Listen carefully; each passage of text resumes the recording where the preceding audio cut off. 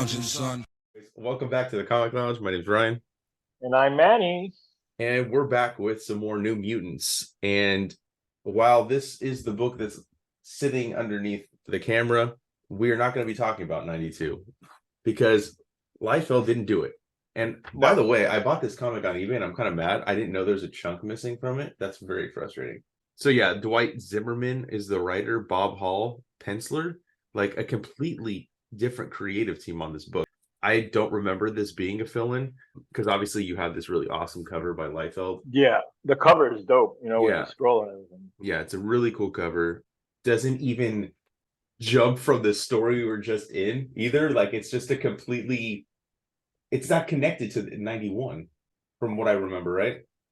No, I don't think so. I mean, so it's just a completely... Are they even in Madripoor in that? Like that's where Exactly. So it's just a very, I don't know, an odd story.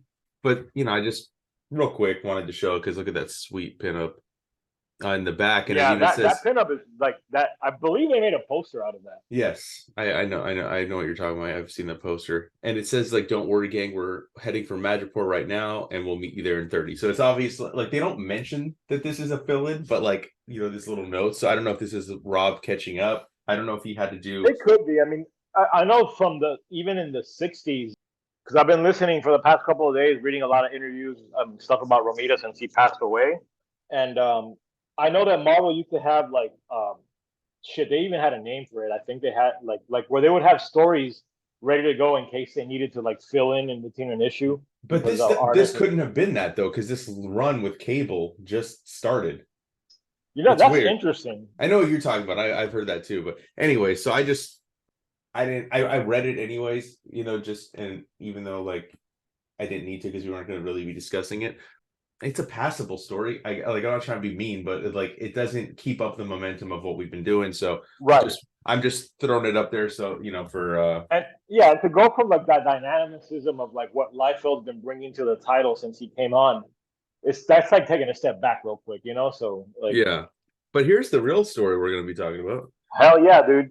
New Mutants 93. Look at that fucking cover right there, dude.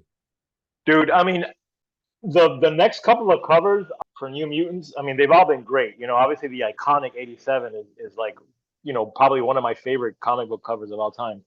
These run of covers, I think 93, you're going to see 94. And then as we talk about 95, 96, they're all so fucking good. Every single one of them. Yeah, this is a great, it's a two-parter. The cover alone for this one and the next one, I love when Rob draws Wolverine, and this is such a great, we don't get Wolverine, I'll bury the lead here, but he doesn't come in until towards the end, but when he makes his presence known. McFarlane, I miss this period. Yeah. Yes, and I miss this period of Marvel where they would put things on the cover you knew it had to happen. Wolverine versus Cable, I know, I wonder why they stopped doing that. Yeah, that was so synonymous with Marvel, almost in a weird way, that's almost breaking the third wall because it's talking to the reader, Yeah, I mean DC did it in the 60s. Yeah, where they'd have actual word balloons, the characters would be talking. I miss that kind of stuff. Yeah. Play around with the covers, that's another discussion for another time. But fucking badass covers. And look at that opening shot, dude. Dude, it's just right from the beginning, something that's talked about in every comic book fan always mentions. It's the art of the first page seems to be a dying thing because how many comics today open with a fucking page like that? You know what I mean? To really throw you in right away. Yeah, sometimes it's just maybe 3 panels of sequences where it's nothing really happens, and then you flip and then it does it. But I like these where it's the first page immediately hits you right in the gut, And I love the smoke coming off the bullets. Yeah, dude, and I love his spiked gauntlet, the fire coming, it's just awesome, man. And again, the scream on Cable's face. Because this is a Kirby thing. Kirby used to do this. The first page would be a full page, and then you'd get the double page. Now, he didn't do it every single time, but it was definitely a Kirby thing that you could expect from most of his comics. And look at this double page. This is fantastic, dude. It's amazing, man. And you mentioned Kirby. We keep saying, and it's something Rob himself has said, how big of an influence Kirby is. It's when you look at it, you really can't see it. This is the dynamicism that Kirby had. Like the art style might be different, but that dynamic, like in your face, sort of like energy is there in these comics. I love the way he showcases the entire team in this. They're all, for the most part, using their powers. I always love seeing Sunspot like that, and Cannonball. I love the way Rob does the way he does Cannonballs. I do too. Like I love the way he draws like the fire and also Warlock. I've always loved the way. Yeah, I know you Rob mentioned that every draws time too. Yeah, besides Bill Sienkiewicz, he does the best. Yes, I mean, yeah. He's the OG Warlock creator, but like or co-creator. But I think after Sienkiewicz, Liefeld might draw my favorite Warlock. And to be honest with you, probably Liefeld's Warlock was the one I really encountered first because yes, I had for me too. I had a few New Mutants issues here and there growing up, but I didn't jump into the title hardcore until Rob took over. Some more action. I love when Madripoor is a setting. I love seeing Sunfire. He's a character we don't see enough of. Yes, I agree. And he was like, I mean, I'm surprised that they haven't done more with him because there was a period there where they were using him a lot, and he was a pretty popular guy. I liked his design when he was a Horseman of Apocalypse. That's my favorite Sunfire costume. Do you remember that? Wow, yeah, I hadn't thought about. Yeah, I do remember that. Was that how he was introduced? No, this is I think this is in the 90s. I think it might be during it might have been around Age of Apocalypse or later. I can't remember the exact time period, but it was before Wolverine was deaf. And you want to talk about Kirby, like this 4-panel structure you see on these next couple of pages, that's Kirby all the way, man. We got Richter, like you were saying. Yeah. The Mexican mutant. I had forgotten he was. As it says right here. But the Mexican-born Richter. Like, is that necessary? Not really, but whatever. We'll go with it. But yeah, I just love this. We got really dope fight sequence here as Sunfire comes into the mix. And again, like this is another instance where they know who Cable is. Like all these characters that we're seeing come into the mix know him.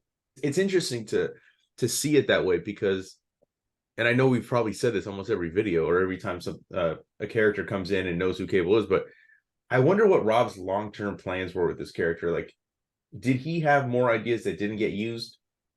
In terms of like the backstory, I would love to kind of ask him. And if so, what Marvel eventually ended up doing with Cable was that based on anything he had, or did they take it?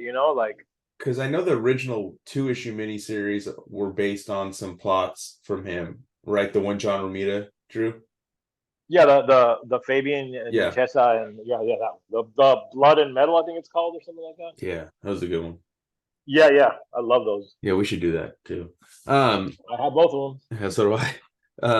But I, I love this again. Like, he's talking to Sunfire and talking about a traitor that's coming from over here. You know what I mean? And it's just interesting, dude. It's interesting to see how many different tertiary characters come in to New Mutants that aren't really normally associated. And how Cable has this relationship with them, and he can talk to them in this way, and like, especially. I mean, and remember at one point we now know Cable's a mutant, but like we weren't 100% sure at first when he first came out. Like just because he was leading the New Mutants didn't necessarily mean he had to be one. I mean, he calls him Commander Cable, and we got Strife, dude. We got Strife in the mix. We got some more of these, evil I love mutants. Some of these backgrounds, like the purple and stuff that he does. Yeah, I dig it. The cross hatching, that's one of my favorite things Rob does is like the way he does his hatching. Yeah, I agree. Some really cool perspective in this panel too, like I love that third panel on the bottom right there on the first page, like just the way that Cable looks with his giant shoulder pads, and like I love that the shadows are red too. Yeah, I didn't notice that. That's really cool. Yeah, I love that panel of them at the top, of the expression on their faces, like I love the way the dialogue too between like Sunfire and Cable, and he says, "And one day soon I'll destroy the man who killed him, as surely as you avenge your father." And he's like, "I warn you, Cable, vengeance is not dull, the sharp pain of grief. But enough, now to the matters at hand." The dialogue in here is really good because Sunfire's always to me been a dick.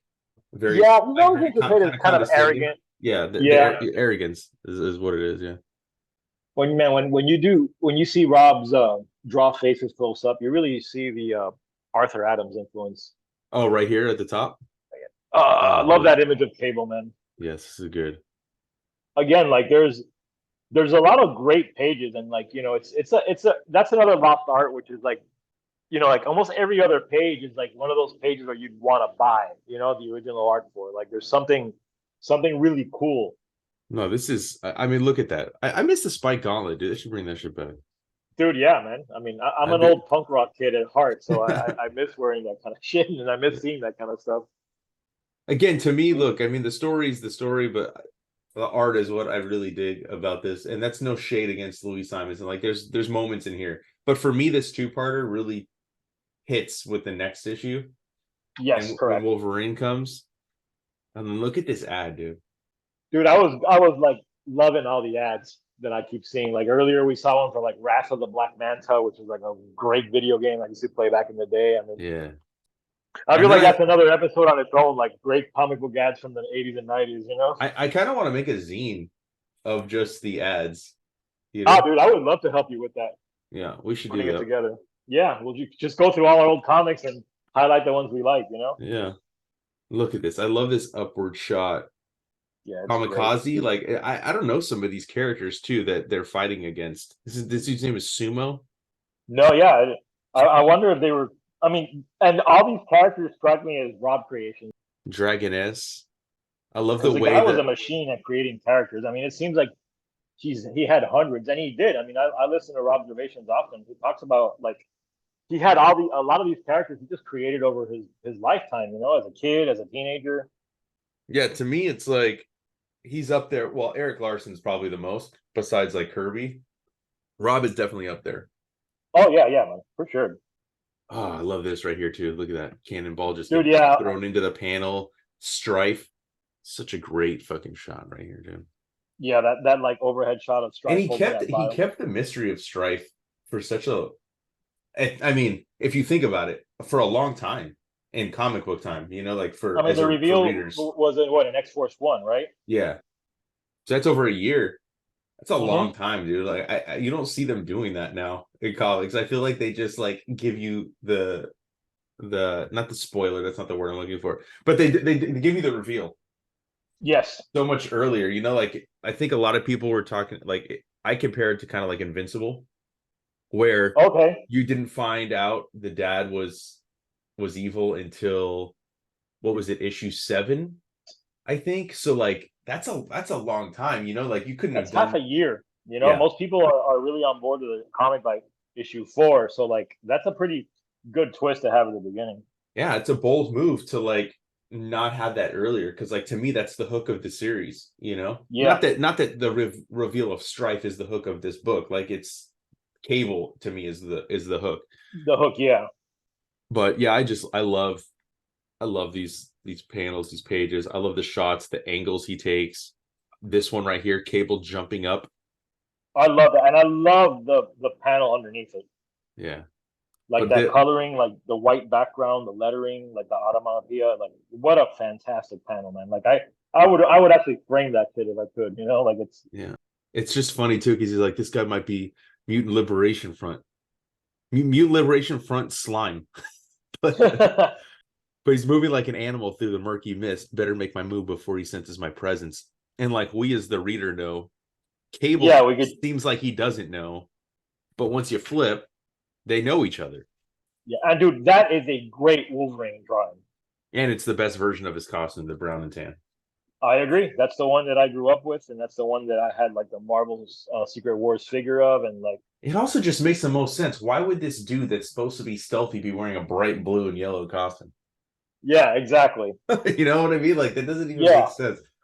But not that I like the blue and yellow. I just prefer this. But look at Sunspot's reaction too. I love that, dude. Lord in heaven, it can't be. It's Wolverine. Cable doesn't know him, and he doesn't know Cable. They're gonna kill each other, and then he tells him to stop, and that's when they're both like, Cable Logan, it's you. Yeah. Oh, he recognizes him right away. Dude, what a great page! Like what a great double spread, right? I'd hang this up on my wall. Yes, dude. And I love like the fangs on Wolverine, like just like the weight you feel, like it does. Go ahead. Feels like he's jumping out at you, man. It feels like he's jumping out at you. people talk about how like Rob's characters will like grit their teeth a lot. You've heard that, right? Like people Yeah, say of that? course, yeah. But it fits with Wolverine, and I think that's why I like his Wolverine so much. I think he does like the mask really good. I love the I think so way too. the like he doesn't make him like I don't know. He knocks it out of the park every time, dude. Like that we were talking about it in the Deadpool Batter Book #1 We when we were, talked yeah. about that. You know, like how good his Wolverine is, and like getting to see Cable back in that again. But that's whatever. If you guys want to check that video out, we have that up on the channel. But yeah, great double page to end on. Another great issue, a lot better than the fill-in issue that was before it. And hope you guys are digging our read through of this. We're having a lot of fun doing it. Make sure you check out the backlog of episodes. We started with issue 86, which was Rob's first. We got a whole Liefeld playlist of stuff on there for you guys to check out. And make sure you follow us on social media. Links are down below. Hit the subscribe button so you're notified every time a new video goes up. And on that note, we're out. We'll see you next time, guys.